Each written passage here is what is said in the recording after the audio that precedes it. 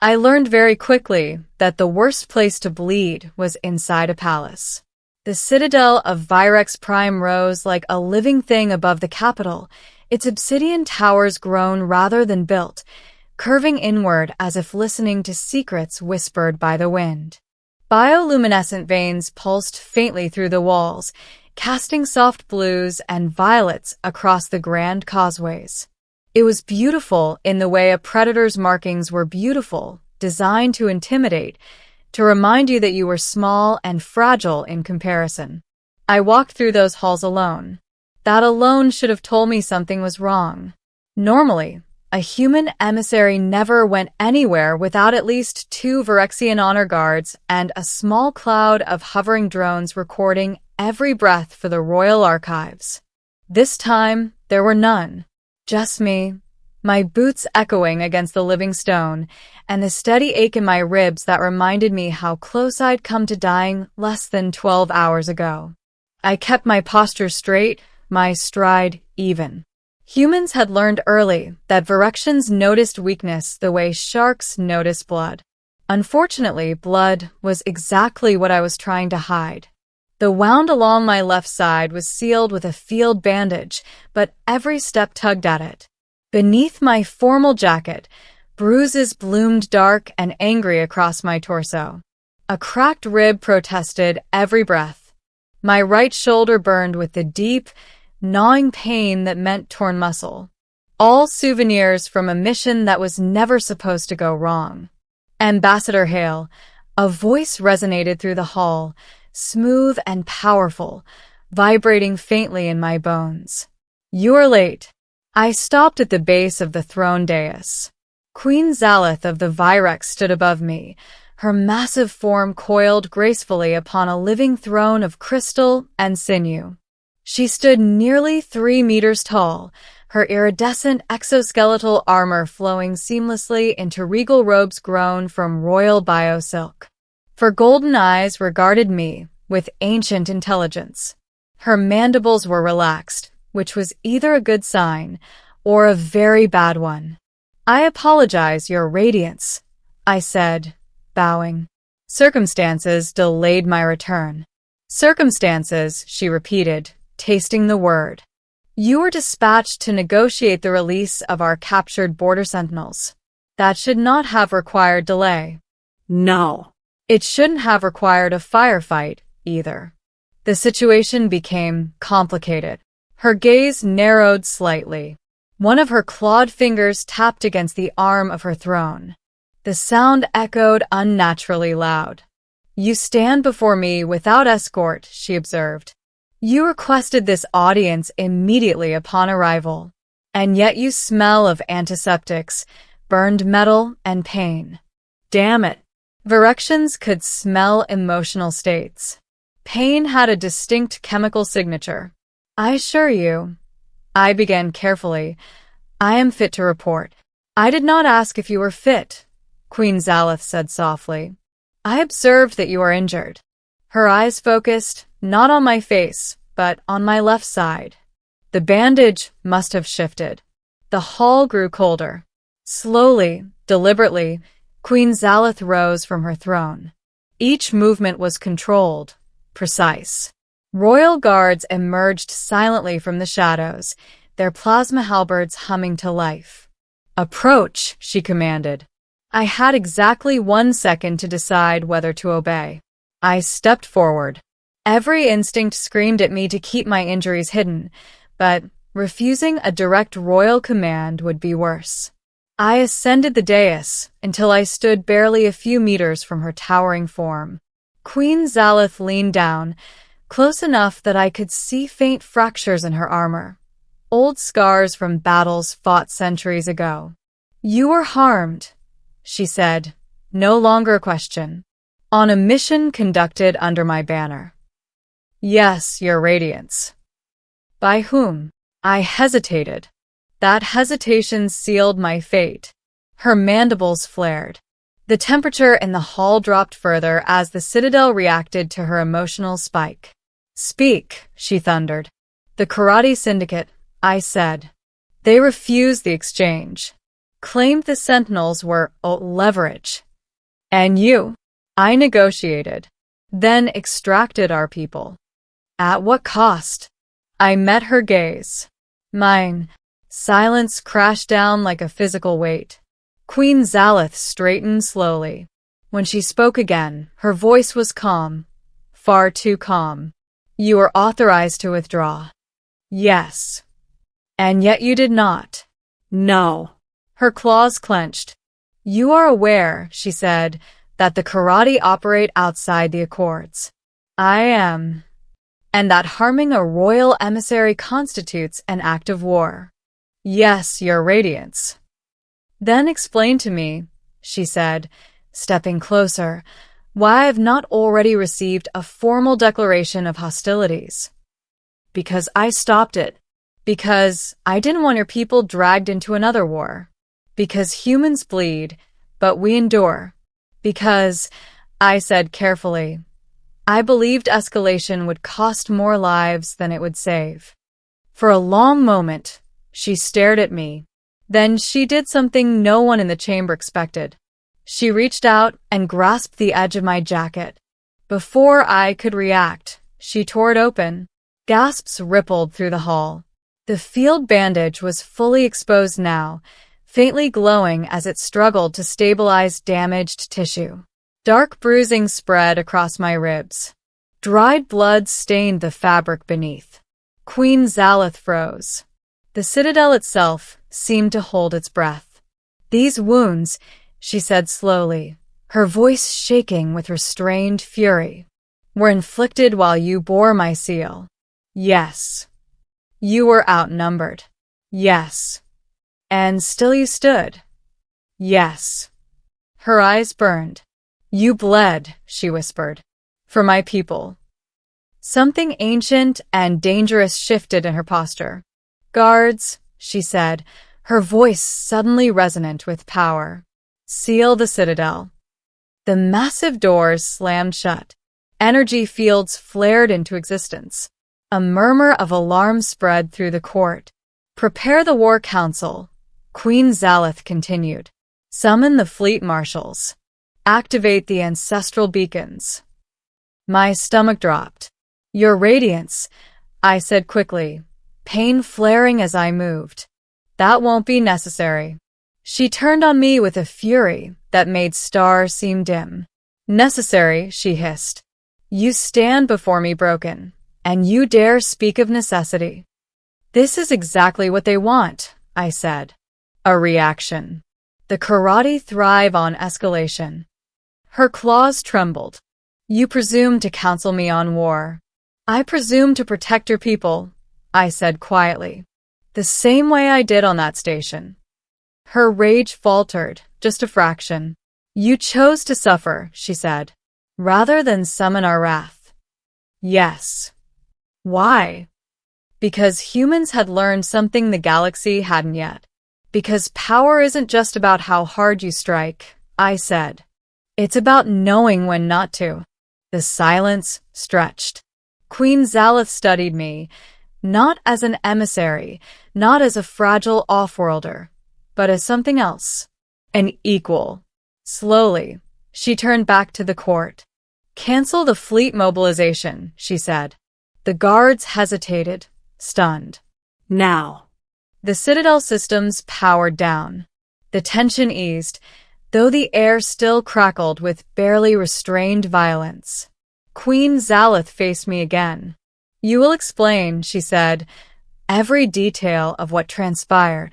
So I did. I told her about the ambush. The narrow corridors of the derelict station. The way the karate had used the sentinels as bait. How my team had been pinned down. How I'd drawn fire so the prisoners could escape. I did not embellish. I did not apologize. When I finished, Queen Zalith was silent for a long time. Finally, she spoke. The karate believed you weak, she said, because you are human. They usually do. They believed restraint was submission. They always do. Her mandibles curved slightly, not quite a smile, but close. They were wrong. She turned to the court. Let it be recorded, Queen Zalith declared, that a human emissary shed blood under Virex protection, and that this debt is not forgotten. A low, ominous hum passed through the assembled nobles. This is not war, she continued. Not yet. But the karate syndicate will be corrected. I exhaled slowly. That was when the pain finally caught up with me. My vision blurred. The floor tilted. I felt myself falling. And then I wasn't. Queen Zalith caught me with one massive arm, steady as stone. The entire court went dead silent. Ambassador Hale, she said softly, lowering her voice so only I could hear. You have proven something today. What's that? I muttered weakly. That humans are not fragile, she said. They are forged. She signaled to the healers. See that he is restored, she commanded. Personally.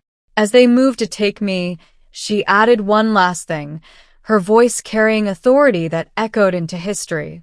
And let the galaxy know this truth. Any who harm those under Virex protection will face my wrath. Later, as I lay in a regeneration chamber overlooking the stars of Virex Prime, I realized something important. I hadn't stopped a war. I delayed it. And when it came, it wouldn't be fought because a human was weak. It would be fought because a human had endured. And the alien queen had noticed.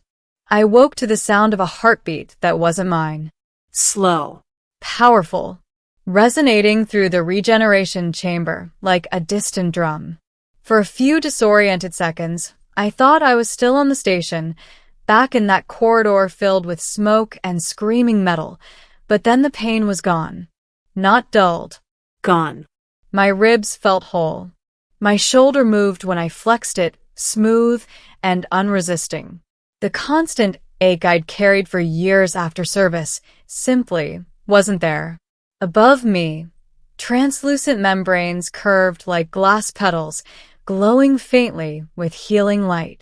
Beyond them stretched the stars of Virex Prime, massive and brilliant, unfiltered by atmosphere. You awaken quickly, Queen Zalith said. I turned my head. She stood beside the chamber, her towering form partially silhouetted against the starlight. Without the throne, without the court, she seemed somehow more dangerous, less restrained by ceremony. One claw rested lightly against the chamber's edge, close enough that I could feel the faint vibration of her bioarmor. How long was I out? I asked. 8 rotation cycles, she replied. Enough time for truths to spread. That didn't sound reassuring. I sat up slowly. The chamber adjusted instantly, lowering its sides and stabilizing gravity so smoothly I barely noticed. I looked down at myself. My clothes were gone, replaced by a simple healing wrap bearing the royal sigil. I'm guessing I didn't exactly keep a low profile, I said.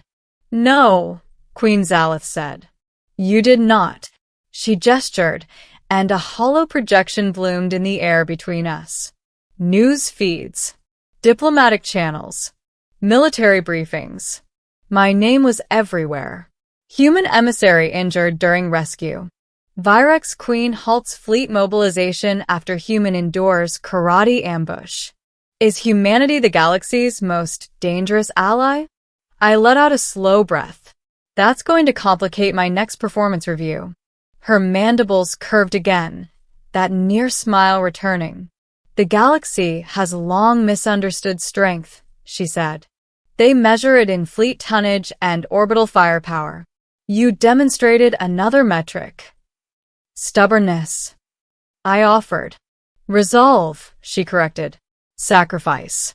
The willingness to endure pain without demanding immediate retribution. She leaned closer. That terrifies them. The chamber systems chimed softly as my vitals stabilized fully. I swung my legs over the edge and stood. Strong. Steady. I didn't do it to make a point, I said. I just wanted our people home. And they are, she said. All of them. Alive. That finally loosened the knot in my chest.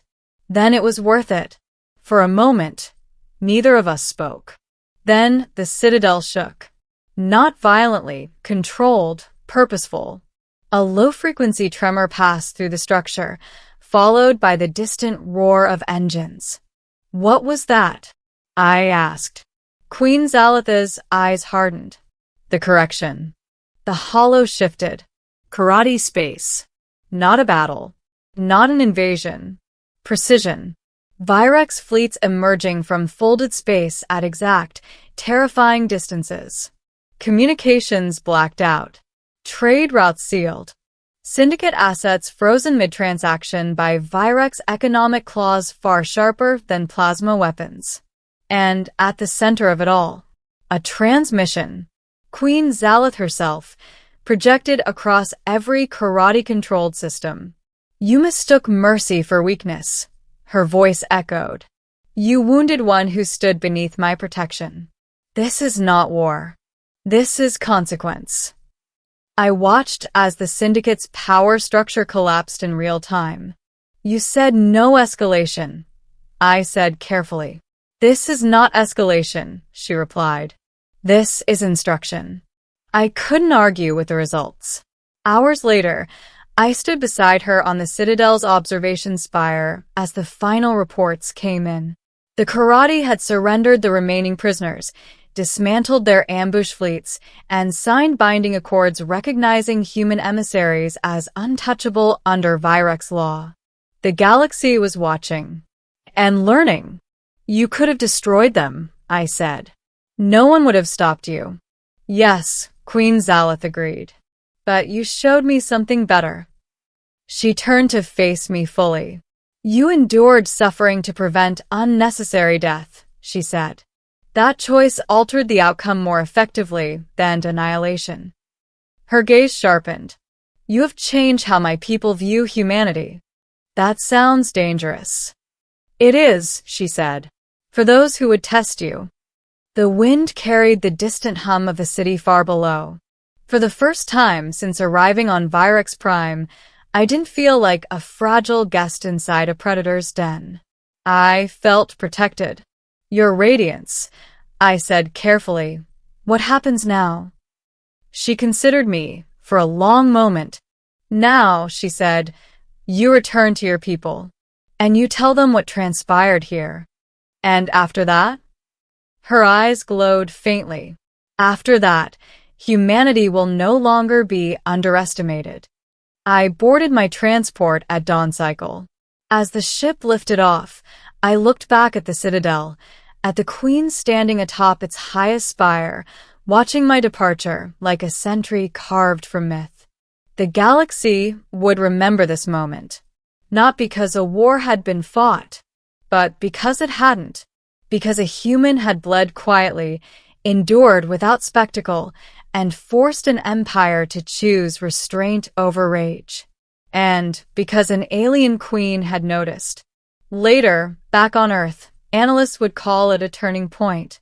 Historians would debate whether it marked the rise of humanity's influence or the beginning of a new balance of power. They'd miss the truth. The truth was simpler. The galaxy learned that day that humans don't break easily, and that when an alien queen's wrath is earned, it's earned by hurting someone who refused to stop standing.